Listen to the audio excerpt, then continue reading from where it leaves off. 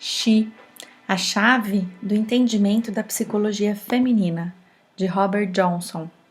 Capítulo 1. O nascimento de Psique. Nossa história começa com uma frase. Era uma vez um reino, e sempre existe um reino que é o começo de todas as coisas. Por aí já sabemos que vamos encontrar um insight desse reino, que é o nosso próprio mundo interior. Se você prestar atenção à velha linguagem do conto, poderá enxergar esse reino que está lá dentro de nós e que é raramente explorado pela mente racionalista dos nossos dias. Uma verdadeira mina de ouro, no sentido de informação e insight, é depreendida dessas poucas palavras. Era uma vez um reino. Início da história. Nesse reino há um rei, uma rainha e suas 3 filhas. As 2 primeiras são princesas comuns, sem qualquer expressão. A filha mais nova, que se chama Psique, que significa alma, é a personificação do mundo interior. É ela quem nos levará a uma jornada pelo reino interior. Ela é a que expressa ao mesmo tempo o reino mítico e o reino terreno. Você se dá conta dessas 3 personagens dentro de você? Quem não tem consciência da parte comum dentro de si mesmo e da parte especial, não terrena, que pouco sabe lidar com o cotidiano? Ela, a nossa princesa, é uma pessoa extraordinária. Bonita, charmosa, porte de deusa. Sua forma de falar e o todo de sua personalidade merecem o culto de adoração que se formou ao seu redor, o que levava as pessoas a assim se referirem a ela. Eis aí a nova Afrodite, eis a nova deusa que tomará o lugar da antiga no templo e a suplantará. E Afrodite teve de suportar um insulto de ver as cinzas do fogo sagrado do seu templo esfriarem e ainda assistir a um arremedo de mulher tomar o seu lugar. Afinal, Afrodite havia sido a divindade reinante da feminilidade desde os primórdios, sem que ninguém jamais pudesse definir a época exata do início do seu reinado. Portanto, presenciar a escalada de uma nova deusa da fertilidade era-lhe totalmente insuportável. Raiva e ciúmes apocalíptico marcaram, nesse momento, um novo rumo em sua história.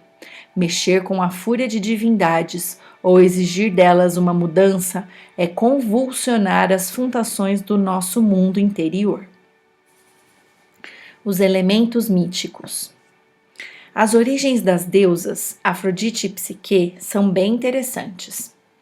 Brandindo uma pequena foice, Cronos, o filho caçula de Urano, o deus dos céus, cortou os genitais do seu pai e arremessou-os ao mar, assim fertilizando as águas e permitindo o nascimento de Afrodite. Esse momento foi imortalizado por Botticelli na sua magnífica obra O Nascimento de Vênus. Na plena majestade da sua feminilidade, Afrodite aparece em pé em uma concha emergindo das ondas. Aí está a origem divina do princípio feminino em sua forma arquetípica, um grande contraste com o nascimento de Psique, concebida, disse, quando uma gota de orvalho do céu caiu sobre a terra. Que linguagem mais curiosa! Rica, porém, em insight psicológico para quem consiga ouvir essa mensagem arcaica e perene.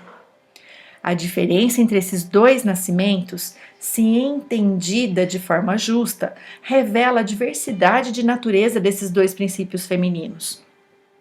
Afrodite é a que nasceu do mar, primeva, oceânica, em todo o seu poder feminino. Ela é, desde o início do tempo, faz parte de um estado de evolução pré-consciente, sente-se à vontade no fundo do mar e lá mesmo mantém a sua corte. Em termos psicológicos, ela reina no inconsciente, simbolizado pelas águas do mar. Por isso, raramente é acessível em termos conscientes, comuns. É como se nos confrontássemos com um vagalhão. Também é difícil atingir a natureza de Afrodite enquanto feminilidade primitiva ou com ela conviver. Pode-se admirá-la, adorá-la ou ser esmagado por sua feminilidade arquetípica, pois é muito difícil relacionar-se com ela. E esta será a tarefa de Psique, dada a vantagem que leva por ser humana. Integrar e suavizar essa feminilidade oceânica arquetípica. Eis aí o propósito do nosso mito. Toda mulher tem dentro de si uma Afrodite, reconhecida pela sua irresistível feminilidade, pela sua intensa, impessoal e inatingível majestade. Suas principais características são a vaidade, a luxúria, a fertilidade e a tirania quando contrariada. Mas as histórias a respeito de Afrodite e sua corte são maravilhosas. Uma aia sempre carrega um espelho diante da deusa, para que ela possa estar constantemente mirando-se nele, e alguém está a borrifar-lhe perfume a toda hora.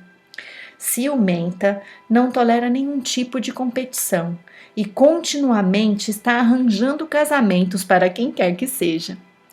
Não se satisfaz nunca, a não ser que todos estejam muito ocupados servindo a sua fertilidade. Afrodite é o princípio que está constantemente espelhando para o nosso inconsciente cada experiência vivida. Enquanto o homem se ocupa em expandir, encontrar e explorar tudo aquilo que é novo, Afrodite está refletindo, espelhando e assimilando. Esse espelho simboliza uma das qualidades mais marcantes da deusa do amor, sempre colocando um espelho à disposição do self, que, sem o auxílio desse espelho, poderia ficar preso na projeção. Ao buscar a resposta, porém, para aquilo que está sendo espelhado, poderá ter início o processo que leva ao entendimento, não permitindo que se fique aprisionado num emaranhado emocional sem solução. O que não quer dizer que não haja influência de fatores externos, mas é importante perceber e entender que muitas coisas de nossa natureza interior, mascaradas como sendo fatos externos, deveriam refletir esses fatos de volta ao mundo subjetivo de onde se originaram. Afrodite oferece esse espelho com mais frequência do que gostaríamos de admitir. A cada vez que alguém se apaixona e vê as características do deus ou da deusa na pessoa amada, é Afrodite refletindo em seu espelho nossa imortalidade ou qualidades divinas. Relutamos em ver nossas virtudes tanto quanto nossos erros, e um longo período de sofrimento geralmente interpõe-se entre o ver no espelho e a realização do que quer que seja. Psique leva um longo tempo entre apaixonar-se por Eros e descobrir sua própria imortalidade. Essa Afrodite é a grande deusa mãe, como é vista pelos olhos de sua futura nora. Quando uma mulher intermedia a beleza e a graça para o mundo, é a energia de Vênus ou Afrodite em ação. Mas quando é confrontada com a nora, a deusa se torna ciumenta, competitiva, determinada a criar obstáculos o tempo todo para a Psique. Esse drama envolvendo sogra e nora é levado em todas as culturas e representa uma das irritações psíquicas que mais contribuem para o crescimento de uma jovem. Conseguir lidar com o universo da sua sogra significa para ela atingir a maturidade. Deixar de ser aquela gota de orvalho chegada de forma tão ingênua a esse mundo e ao casamento. É bem embaraçoso para uma mulher moderna, razoavelmente inteligente, descobrir sua natureza Afrodite, com seus truques e instintos primitivos. Essa deusa frequentemente mostra seu lado tirânico e crê que a sua palavra é lei. É natural que quando uma nova forma de feminilidade aparece num grau evolutivo, essa velha deusa sinta-se irada. Ela está além de qualquer moralidade, pois existia antes do tempo da moralidade. Usará, portanto, todos os meios de que dispõe para subjugar a oponente.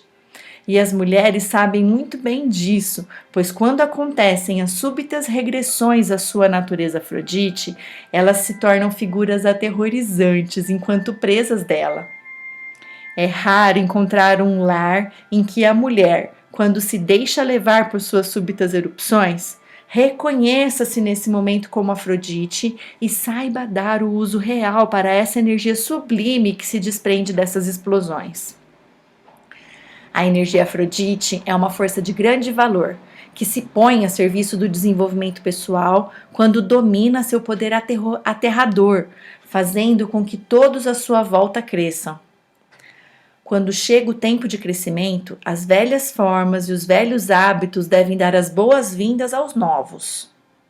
As velhas formas de agir parecem perseguir em cada ponto as novas que desabrocham. Mas é uma questão de se perseverar, pois esse caminho trará à luz uma nova consciência. Há uma história sobre o primeiro elefantinho nascido em cativeiro. O tratador ficou deslumbrado, mas logo a seguir apavorou-se quando os outros animais juntaram-se num círculo e começaram a lançar o recém-nascido para o ar, atirando-o de um para outro. Num primeiro momento, ele pensou que o estivessem tentando matar, mas depois verificou que o intuito era fazê-lo respirar. No processo de um novo crescimento, fatos terríveis parecem acontecer, mas se observarmos com atenção, veremos que eram absolutamente necessários. Afrodite, que é impiedosamente criticada a cada passo, faz tudo para tornar possível a evolução de Psique. É muito fácil ser otimista depois de ocorrido o fato, mas é infernalmente doloroso o seu processo. Enquanto se processa essa evolução, instala-se o estado verdadeiramente caótico de guerra dentro do ser. A velha maneira, a natureza Afrodite é regressiva. Leva a mulher de volta ao inconsciente, mas ao mesmo tempo força a nova vida, às vezes com grande risco. Talvez a evolução possa ser alcançada de outra forma. Pode ser que Afrodite seja, por vezes, o único elemento capaz de promover o crescimento. Existem mulheres, por exemplo, que não conseguiram evoluir a não ser sob a tirania ou de uma sogra ou de uma madrasta. A colisão. Muitos dos conflitos de uma mulher moderna resumem-se na colisão entre as suas duas naturezas intrínsecas, Afrodite e Psique. Isso ajuda a adquirir uma estrutura para compreender o processo. Se ela for capaz de vislumbrar o que lhe está ocorrendo, estará a caminho de uma nova consciência. Reconhecer Afrodite pode ser-lhe de grande valia. Quando o homem reconhece Afrodite na mulher e sabe o que deve ou não fazer, ele estará numa posição privilegiada.